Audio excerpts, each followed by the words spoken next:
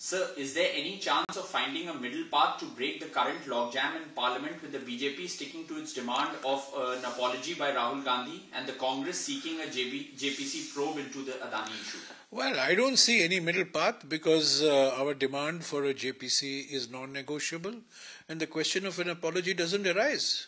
So I think this is a most reasonable and legitimate demand of the opposition, and in order to divert attention from this legitimate and reasonable demand for a JPC, the BJP is insisting on an apology. For what? An apology for what? I don't understand. The Prime Minister of India, the current Prime Minister of India, has repeatedly in China, in Seoul, in Germany, various parts of the world, he's used forums, to raise domestic political issues, to criticize his political opponents. He should be seeking the apology. Why should Mr. Rahul Gandhi be seeking any apology for highlighting what the state of democracy is in our country today? There is an undeclared emergency here. Sir, the BJP is alleging that Mr. Gandhi sought foreign intervention, referring to his remarks that there is no reaction in Europe to a democracy of India's scale going non-democratic. Absolutely. How do you respond to that? Absolute bunkum is absolute nonsense. Whatever Mr. Gandhi said is a matter of record. He said it. We have put it out. There's a transcript available. There's a video available. He's very clear. He said India's problems have to be solved internally through the electoral process. These are internal issues. But he also said democracy in India is a public good. And if India is democratic, the world, not only India benefits, but the world also benefits. This is a canard. This is an absolute lie that is being propagated by the BJP. Whatever remarks are being attributed to Mr. Rahul Gandhi has never said it. And this is all there in the video. I mean, what the BJP has been doing for the past couple of days is it is distorting completely Mr. Rahul Gandhi's remarks in order to divert. This is the 2D strategy of Mr. Modi. Distort. Actually, it's 3D. Distort, defame, and divert. And why divert?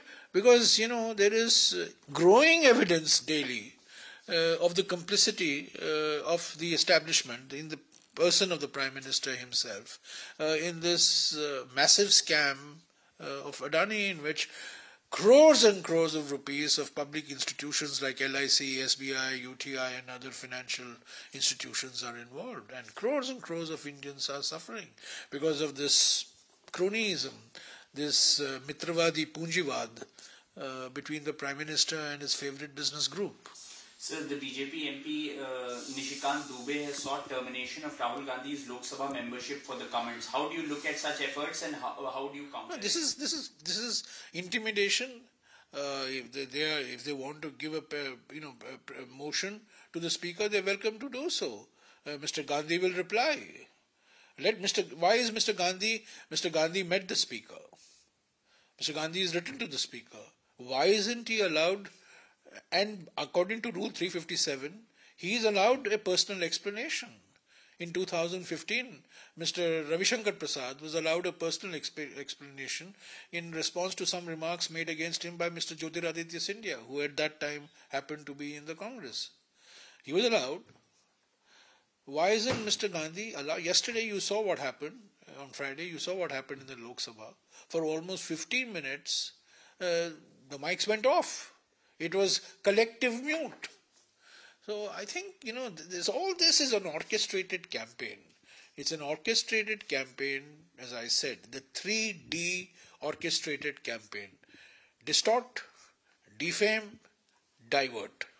Sir, disruption rather than debate is becoming the norm in every session after session. So how do you look at this? Well, if the opposition does not have any say, if there is no short duration discussion, no calling attention motion that is allowed, we are not allowed to discuss Adani matters, we are not allowed to discuss China, we are not allowed to discuss economic issues.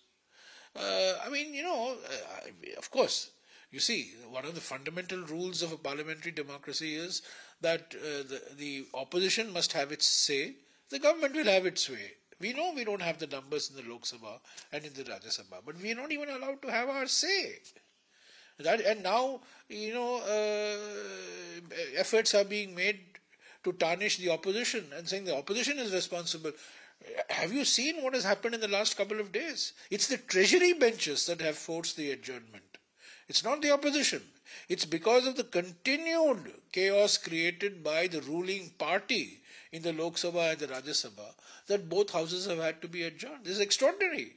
Normally it's the opposition protests that force adjournment. Here is the government that is forcing the adjournment because it is not interested in any debate or any discussion.